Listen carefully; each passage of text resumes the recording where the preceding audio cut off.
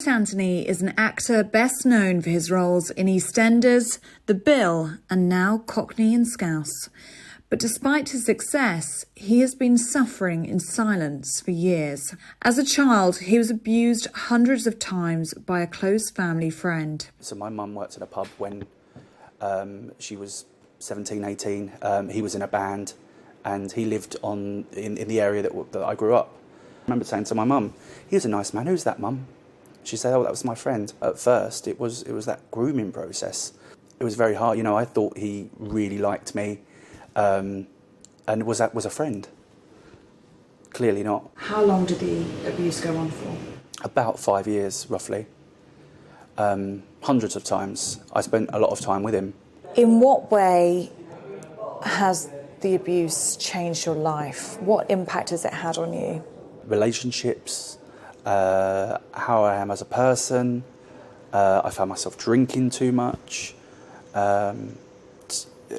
Sleeping, just day-to-day how I am with people.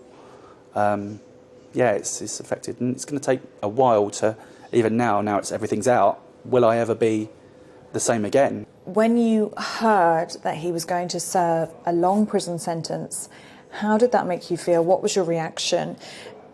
Did you feel as though justice had been done in any way? I did. It's hard because I didn't ever feel, whatever sentence he got, I thought, oh, well, it's not going to be long enough. But he was given 18 years. And yeah, for his age, he's 63. For his age now, he's going to serve a minimum term of 12 years at least before he can apply for parole. So, that's going to make him 75. His best days are gone. And hopefully, if he ever comes out, he'll maybe have learnt his lesson. And I said this at the end of my statement in court. And people will probably say, "Oh, you're too kind," but I really genuinely hope that he gets the help that he truly needs. Why now have you decided to speak to the press about your story? Because I thought to myself, well, if I'd come forward, that other little boy, that was actually a 4-year-old, it would never have happened to him. So there was some guilt there, and people say to me, "Oh, you shouldn't feel guilty," but I believe there are other victims. I needed to come forward, but the time had to be right. And, because of his other crimes, I was able to come forward and be believed as well, because it's very hard. That was one part that, I've had, since all this happened with court, people have said to me, "Oh, why didn't you come forward earlier?" I've had some trolls online that have been like, "Oh, well, he's had 15 years to come forward. Why didn't he? Why now?" The time has to be right. There's still a misconception as well that rape and sexual abuse doesn't really happen to men. And the reality is 1 in 6 men have experienced some form of sexual abuse, which is horrendous. And the additional thing as well with childhood sexual abuse, or with forms of abuse where people know the perpetrator, they may have been groomed over a long period of time.